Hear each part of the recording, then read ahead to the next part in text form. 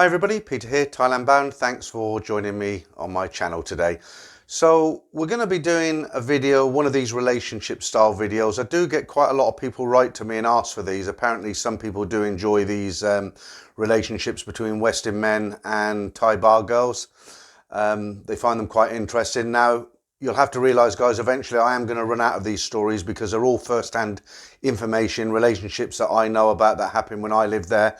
And I've already put about 5 up on the channel already. This is another one today. It happened about 15 to 18 years ago. I'll give you as much detail as I can remember, but the day will come, obviously, when I've run out of these kind of stories. There's only so many relationship stories that I know firsthand. I don't really want to tell you any stories that come from other people because I like to verify the facts myself, or at least know 80% of the story to be genuine. I don't want to put out stories there just for somebody to tell me 6 months down the line that it was all bullshit, basically. So we'll kick off with today's story, and once again it involves a Western man and a Thai bar girl. And the Western man, he's English once again. Obviously, I know a lot of I knew a lot of English guys out there who had these relationships. Being English myself, that's why a lot of these guys in these stories are actually British. So I'll have to give you a little bit of background, as I always do, on both people involved.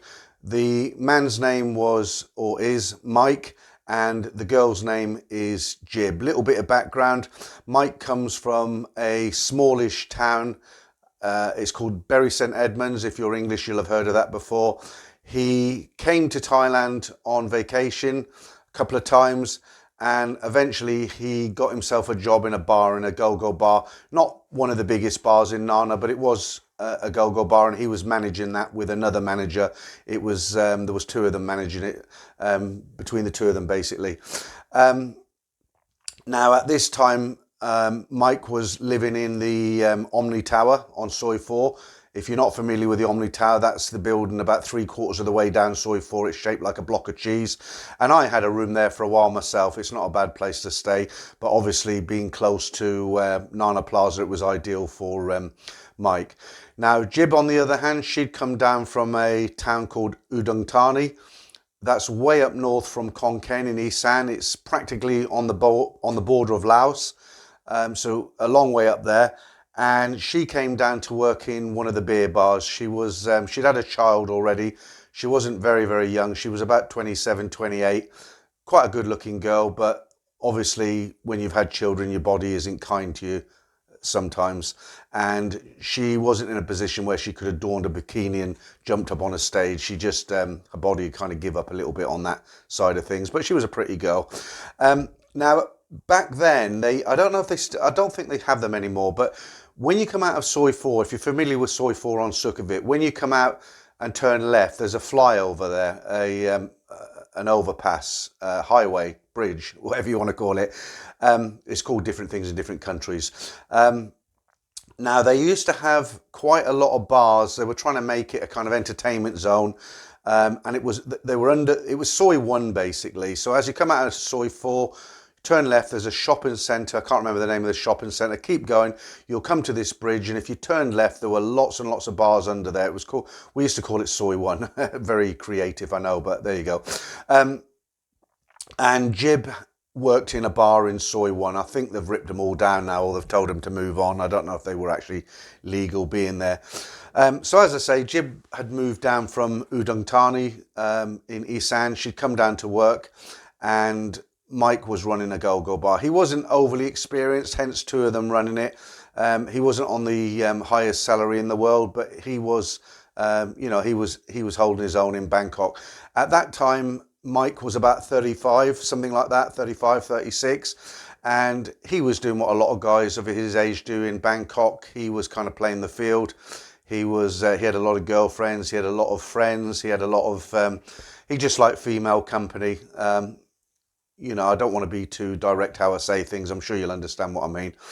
And like everybody else, he went out to Soy Cowboy, Soy 22. He went around, he pat pong, he did the rounds. And he picked up friends along the way, female friends.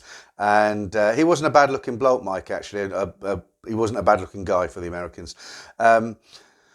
So one day he wandered off down to Soy One and he did a couple of bars down there. It wasn't really his sort of place, but he was with a friend who wanted to check it out. So they went round a few bars and they went into the bar eventually where Jib was working. There was a small pool table in there. He was quite bored. He had a game of pool with Jib. Now, as it happens, him and Jib actually struck it off. They were playing pool, they were having a good laugh. He bought her a couple of drinks. He was quite frugal with his money. He wasn't stupid with his money, but because he liked Jib, he was genuinely enjoying her time. He was playing pool with her for about 45 minutes, and I think he bought her about 3 drinks in that time. His friend eventually wanted to leave, and Mike actually said to him, look, I'll tell you what, I'll catch you later. Give me a call or I'll call you. I'm going to stay here for a while. And to cut a long story short, him and Jib ended up leaving that bar together to spend time outside of the bar. I'm sure you know what I mean. And it actually became a bit of a relationship. As I say, he wasn't the most faithful man in the world, let's put it that way. Now, unusually, Jib, she wasn't that popular in the bar. She was pretty, but it wasn't the busiest bunch of bars in the world. They didn't get that many customers down there. And she didn't particularly like going off with customers. She got drinks bought for her. She did do it, but she wasn't overly keen. She didn't push the fact. But she actually fell in a big way for Mike. It's strange, really, because it's normally the other way around. It's normally the Western guy who falls for the girl.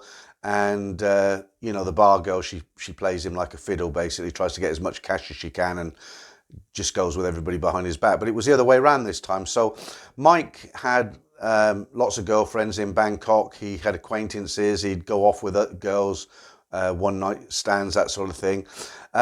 Now Jib would come and stay with him. Jib was staying with some other girls in a ramshackle, cheap place. Didn't even have air conditioning. So she did stay with Mike when Mike allowed her. Some nights when he was working, he knew he wasn't going anywhere. It might be a Monday night or a Tuesday night. He knew after the go-go bar closed, he'd be going home. He'd give Jib the key. And he'd say, look, go around when you're finished and I'll come round after work. And that's what used to happen. She'd go out and get some food from one of the carts and she'd keep it in his kitchen. He'd finish work. He'd go back. I don't know what time it was in those days, probably about 4. They used to stay open later in those days, the bars. He'd go back, she'd heat up his food, they'd have a meal together, and then they'd go to sleep. And this was quite a regular occurrence, but eventually, Jib started to notice things that made her a little bit suspicious. Now, they're very, very clever, the Thai girls. They pick up on things and there's not a lot gets past them. Now, remember, guys, they're used to doing it to guys, so they know every trick in the book. And Jib was noticing with Mike, sometimes he'd disappear without an explanation. He wasn't married to her, so he didn't really have to explain himself to her. But there were things that didn't add up. Hang on one second, guys. I'm just going to turn this heater down. It's getting very hot in here. So there were things that didn't add up. And eventually she started to pick up on little things. You've heard the old song from the 50s, lipstick on your collar. It wasn't quite lipstick on his collar, but she'd pick up on little things. There'd be smells that weren't normal. A lot of the time he could get away with it. He'd pass it off and say, look, I work in the bars. I'm surrounded by go-go dancers. Of course, occasionally they'll brush up against me. It's very busy. It's very hot. You got to expect smells to rub off. I mean, she accepted it reluctantly, but she knew something was not quite right. Other times she'd find a hair that was slightly a different color to his hair. So she knew what was going on, but she couldn't prove it, but she wanted to prove it. Mike thought it was all a bit of a joke. He wasn't really too bothered. He was thinking at that time, if Jib finds out and leaves him, then so be it. He doesn't care. But little did he know, he did care. He just didn't. It's like the old saying, you don't know you've got it until you lose it. Something like that. It's probably wrong. But, because he was with Jib, he hadn't experienced losing her. So he was thinking to himself, I can take it or leave it. So about this time, Jib was getting a little bit fed up of this because she did like Mike a lot. I think love is probably too much of a stronger word, but she liked him a lot and she could see some kind of a relationship developing between her and Mike. And it wasn't really a financial gain kind of relationship. She genuinely liked him. It does happen. It's not, miracles do happen, even in Bangkok. And Eventually, Jib, she did catch him out. She went back there one night and there was a lady in the room, and all hell broke loose. You know, Jib, there's nothing worse than a Thai girl when she gets jealous, but all hell broke loose and things got smashed and there was screaming. I think the police were called to the room and all sorts. Anyway, Jib went off and Mike was left to it. I think a couple of weeks went by, and this is when Mike started to miss Jib. Then he didn't realise what he had, but on those nights where he wasn't out with the boys playing the field and you know, having good nights out, he actually got a bit lonely. He missed her. Let's say not lonely, maybe that's the wrong word, but he actually missed Jib because he'd spent a lot of time with her and she was convenient. You know, he'd call her up and say, look, you know, come round and get the key, I'll see you after work. And you know, it's nice to have some company sometimes when you're on your own. So Mike went back to the bar, tried to make amends with Jib. Jib wanted to make amends, but obviously she couldn't make it too obvious that she was willing to give him a chance as such. So life being what it is and people being what they are, they kind of got back together again. Jib kind of looked at the long-term picture and decided, you know, she did like Mike and she would like to continue the relationship. By this time, Mike had pretty much come to his senses. He kind of looked at Jib, because she'd gone and they'd been separated for a couple of weeks. It kind of woke him up to the fact that he did actually have some real feelings for Jib. He didn't want to lose her, and they got back together, but under different rules. Jib arranged to meet him one day away from his room, away from the bar, on neutral ground, as it were. What Jib basically said to him in a nutshell, she said, look, Mike, if you want to have a relationship with me, forget about the fact that I'm a bar girl. It doesn't give you the excuse. I'm doing it for a living. I need to earn money. It doesn't give you the excuse to sleep with every girl in town kind of thing behind my back. Either you want a relationship with me or you don't. And Mike went away and thought about it. He had a lot to think about. And eventually the solution they came up with was this.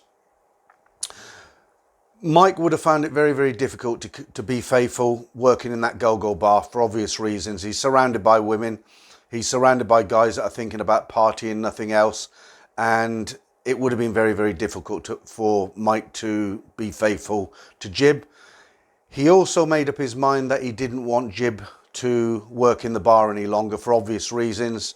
No man is going to feel like a man if he knows his other half is being taken out by other guys. And they came to a bit of a decision. So luckily for Mike, he'd made a lot of contacts. When you work in the go-go bars and beer bars, the one good point of that kind of a job is you do meet a lot of people. People want to be your friends. And there are guys who have got businesses who go into these bars. You make friends with them and you can actually pull favours in the future. Now, as it happened, there was a guy called Gary. He had a small real estate, the Americans call it, estate agency, British call it, but it was an office that he ran. It was his business, and they let apartments mainly around the Sukhumvit, Asok area, you know, and what they were doing, they were basically catering for the foreigners. So, you know, if you're a foreigner and you don't speak Thai and you go into a Thai real estate looking for an apartment, it's very, very difficult if the person on the other side of the desk doesn't speak English, or it's broken English, or you just can't get your point across. So that's why Gary did quite well with his estate agent, real estate shop, because he was dealing primarily with expats, foreigners who were there. They liked to deal with Gary because they could tell him what they wanted, and Gary thought like they did. Now, Gary was an associate of Mike's. When I say an associate, that sounds quite businesslike. What I meant to say, he was a good friend of Mike's. And eventually Mike told Gary, they went out for a beer, he told him the story about Jib, and he told him he was looking for something else. Now, coincidentally, Gary's business had happened to be growing quite rapidly, and he was actually thinking about taking somebody on. He didn't want to fly somebody out from another country. He hadn't met a Thai that was, trust is the wrong word. He hadn't met a Thai that he felt could do the job as well as anybody else, any of his foreign staff, because of the language barriers. And at this time, when Mike mentioned he was looking for something else, Gary seized upon the chance and said, look, Mike, why don't you come and work for me? I'll teach you the ropes. It's not very difficult. Most of your time you'll be out on the back of a motorbike meeting people and showing them apartments. Other times you'll be, he had a girl in the office, she did the contracts, but he said other times you'll be speaking to people on the telephone and you'll be kind of my right-hand man. And Mike liked the idea of it. The money was a bit better than in the go-go bar. It was a straight job. It was I think they opened at 8 in the morning till about 6. Quite long hours in Bangkok if you run your own business. Saturday afternoon, I think they closed about 2 o'clock, and that was it until Monday. So Mike took this job. He was working with Gary and everything was hunky-dory, as they say. Now, one thing I always tell everybody when I make these relationship stories, I always say I don't know of a story between a Western man and a Thai bar girl that's ever gone right. They all go wrong. You know, I keep harping on because people have said to me, you must know of some relationships that worked out. And I always say, no, I don't know one. In 27 years, I've never seen one. Now, I'd forgotten about this one. And this one actually did work. So let me carry on with the story just so, you know, I don't want people writing to me and said, you said you didn't know a relationship that works. I didn't until I remembered this one, because I had to dig deep to pull this story up because people keep asking for these stories. So let's carry on and let me get the story as accurate as I can from the back of my mind here to get towards the end. So Mike's now working in this real estate agent, or estate agent if you're English. He's doing okay. Gary's happy with him. He speaks to Jib. He's got more money than he's in the go-go bar. He says, look, Jib, this is what's going on. I do want you to be my girlfriend, but 100% you're not working in that bar. You're not doing what you did. If you can't accept it, we're finished. He was hoping she wouldn't say, okay, we're finished. But you know, like I said at the beginning of the story, Jib didn't particularly like what she was doing. She did have a child up in Udon Thani, so she had to support the child. But unlike, you know, girls often will tell guys, I need 20, 30,000 to take care of my family. And it's normally rubbish because they can live on, well, back then, 3,000, 4,000 baht a month was more than enough for a farming family up in Isan. So she had a word with Mike and they came to some arrangement. It wasn't a lot of money, but it was more than enough to feed her baby and give a little bit left over to, I think it was a mother who was looking after her child.